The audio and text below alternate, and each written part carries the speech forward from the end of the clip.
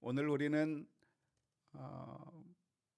포도원 주인이 포도원에 무화과 나무를 심은 이야기를 살펴보았습니다. 포도원 주인이 포도원에 포도나무가 아닌 무화과 나무를 심었는데요, 그렇게 무화과 나무를 심은 이유가 있다고 한다면 무화과 나무의 열매를 얻기 위해서였을 것입니다. 하지만 무화과 나무를 심어놓고 1년을 기다리고 2년을 기다리고 3년을 기다렸지만 그 나무에서 열매가 맺히지 않는 겁니다. 그럴 때 주인은 포도원 종에게 명령을 내립니다. 저 쓸모없는 무화과 나무를 찍어내 버려라. 왜 우리가 땅만 버리겠는가 하면서 그 나무를 찍어 버리라고 이야기를 했습니다. 그때 종이 주인에게 대답을 합니다. 주인님, 금년만 참아 주십시오. 금년만 그냥 내버려 두십시오. 제가 땅을 파고 거름을 주고 제가 1년 동안 열심히 노력할 테니까 1년만 기다려 주신다고 한다면 1년 후에 열매가 맺는다고 하면 얼마나 좋겠습니까? 만일 그때 가서라도 열매가 맺히지 않는다고 한다면 그때 찍어 버릴 수 있을 것이라고 말했다고 하는 이야기가 오늘 본문의 말씀 가운데 기록되어 있습니다. 이 비유를 들으면서 우리는 여기서 나오는 무화과 나무라고 하는 것이 바로 우리들을 가리키는 상징적인 비유라고 하는 것을 알 수가 있을 겁니다. 하나님의 뜻대로 살지 못하고 하나님께서 원하시는 열매를 맺지 못한 인생들을 가리키는 비유의 말씀이라고 하는 것을 알 수가 있는데요, 하나님의 뜻대로 살지 못하고 하나님의 원하는 열매를, 믿음의 열매를 맺지 못한 사람들에게 무엇이 기다리고 있는가? 심판이 기다리고 있고 멸망이 기다리고 있다고 하는 것을 보여주는 그런 비유라고 할 수가 있습니다. 하지만 이 비유의 말씀을 보면 놀라운 것은 그 열매를 맺지 못한 무화과 나무를 찍어내 버리는 것이 아니라 찍어내 버리지 않습니다.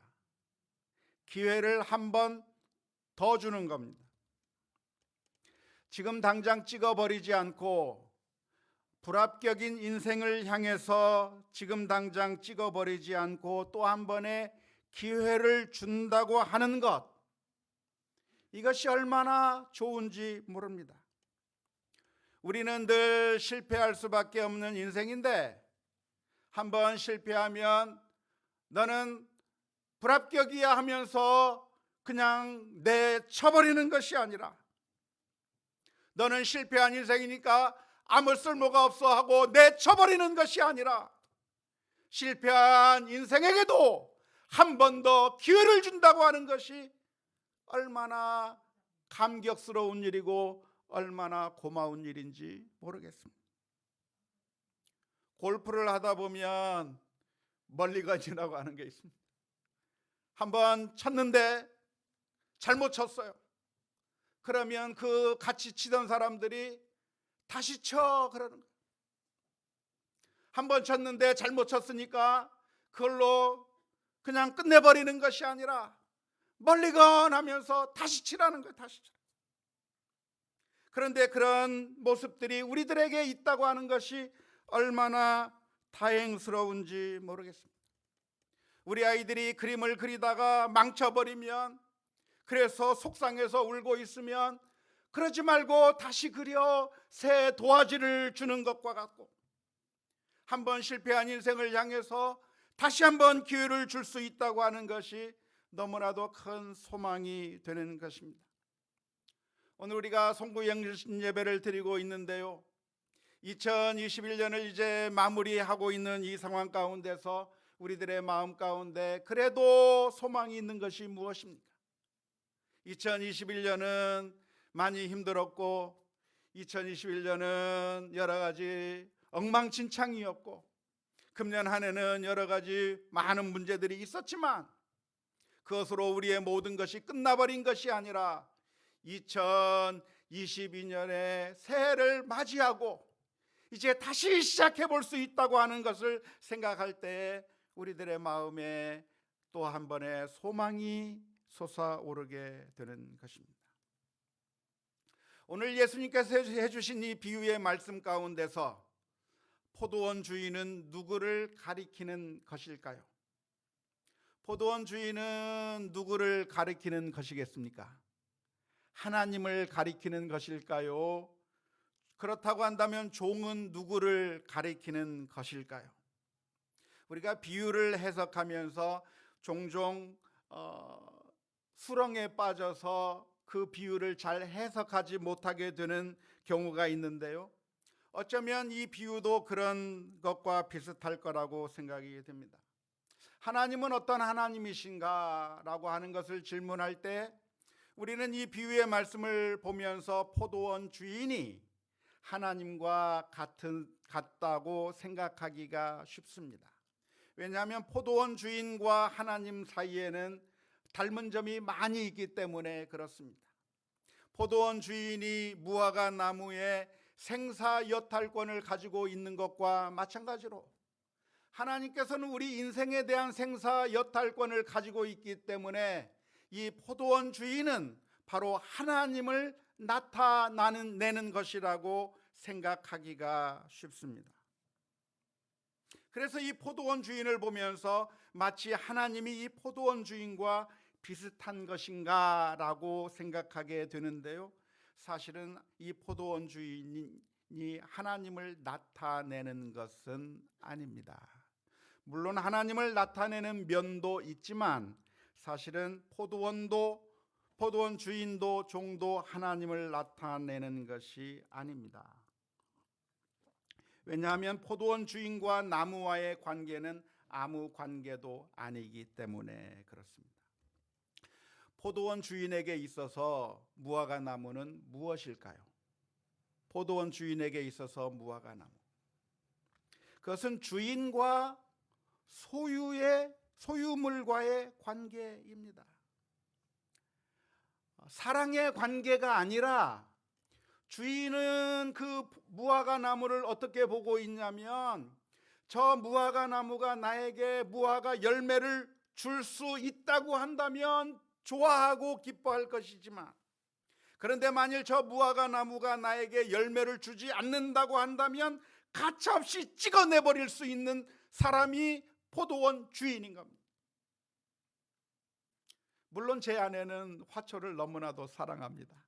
아침에 일어나면 화초들에게 다가가서 얘들아 잘 잤니 하면서 마치 아이들을 대하듯이 네가 배가 고프나 그러면서 물도 주고 사랑스럽게 그 화초들을 돌아보고 있지만, 그런데 오늘 이 본문에 나오는 포도원 주인은 어떤 주인이냐면 그 무화과 나무를 무엇으로 바라보냐면 과연 저 무화과 나무에서 열매를 얻을 수 있을 것인가, 열매를 얻지 못할 것인가에만 관심이 있는 것이고, 만일 열매를 맺지 못한다고 한다면 가차없이 찍어내버리는 그런 사람이 바로 이 농장의 주인인 것입니다.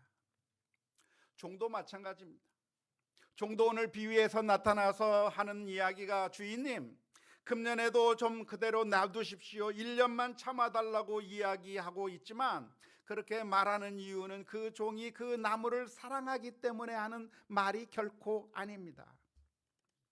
1년만 참으면 혹시나 열매를 맺을 수 있지 않을까라고 하는 그런 가능성 때문에, 그런 소망 때문에 그냥 참아달라고 말하는 것인데요, 만일 이 무화과 나무가 열매를 계속해서 맺지 않는다고 한다면 가차없이 찍어내버릴 준비가 되어 있는 것이 포도원 주인이고 바로 종의 마음일 것입니다. 우리나라 농부들이 보면 종종 뉴스에 나오는 안타까운 소식을 접할 때가 있습니다. 농사를 지어서 배추를 많이 심어서 배추를 풍작을 했는데 갑자기 배추값이 폭락하게 돼 버리면 농부가 그 배추를 뽑아서 시장에 내다 파는 것이 아니라 내다 팔아봤자 돈 이득을 얻을 수 없다고 하면서 그대로 경운기로 갈아엎어 버리는 그런 모습들이 종종 뉴스에 들리는데요. 정말 농부는 자기가 심은 그 농작물을 사랑하기는 하지만, 정말 애주중지 여기기는 하지만, 그러나 값이 안 나간다고 한다면 그냥 뒤엎어 버리는 거예요. 헛수고 했구나 하면서 그냥 뒤엎어 버리는 것이죠. 예수님께서 이 비유를 말씀해 주시는 것은 하나님이 포도원 주인과 같다 혹은 종과 같아서가 아닙니다. 오히려 비교를 위해서 이 말씀을 해주고 계시는 겁니다.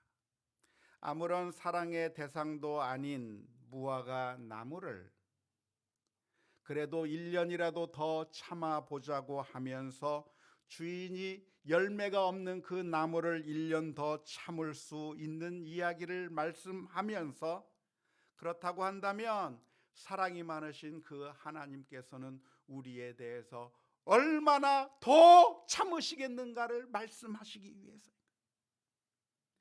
하나님이 우리를 바라볼 때 나무를 바라보듯이 바라보는 것이 아니라 우리를 사랑하는 자녀로 바라보고 계시는 것이죠. 그래서 우리가 하나님 앞에 나올 때 우리가 어떻게 나옵니까? 만점짜리 성적표를 가지고 나와서 하나님 앞에 서는 것이 아니라 우리들은 늘 초라한 성적표를 가지고 하나님 앞에 나올 수밖에 없습니다. 지금 이 자리에 앉아 있는 분들 가운데 금년도 2021년도는 내가 완벽하게 살아서 하나님 제 성적표 좀 보세요, 이만큼 내가 신앙생활 잘했어요 하면서 자신 있게 하나님께 자신의 모습을 보여줄 수 있는 사람이 누가 있습니까? 아무도 없어요. 금년 시작할 때만 해도 우리들의 결심은 대단했었습니다.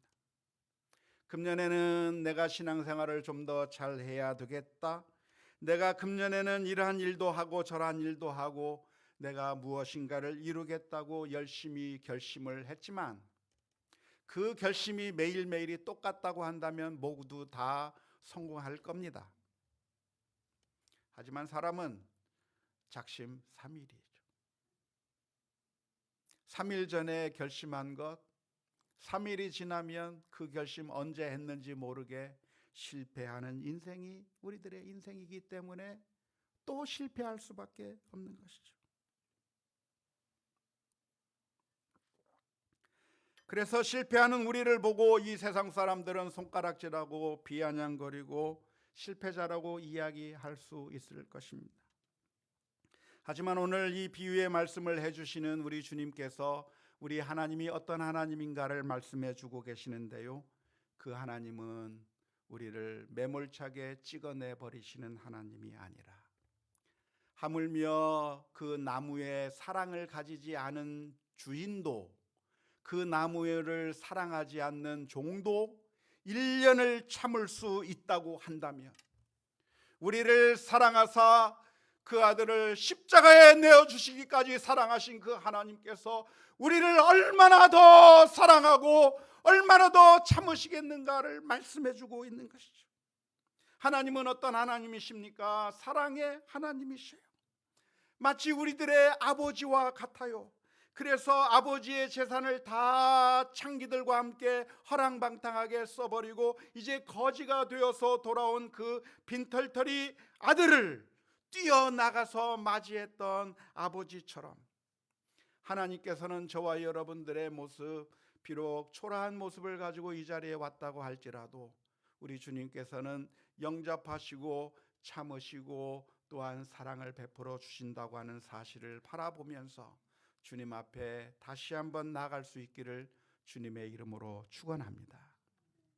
오늘 시간에 그 하나님을 바라볼 때 하나님이 사랑이 많으신 하나님, 우리가 하나님 앞에 나갈 때 완벽한 성적표를 갈 수 있는 것이 아니라 또 실패한 성적표를 가지고 왔음에도 불구하고 우리를 사랑하시는 그 하나님 앞에 우리가 나아갈 수 있는 그런 저와 여러분들이 될 수 있기를 주님의 이름으로 축원합니다. 이제 새해가 시작된다고 해서 우리는 완벽한 인생을 살 수 있는 것은 아닙니다.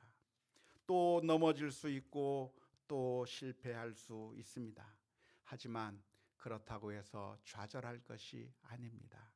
왜냐하면 우리 주님께서는 우리를 사랑의 눈으로 바라보고 계시기 때문입니다.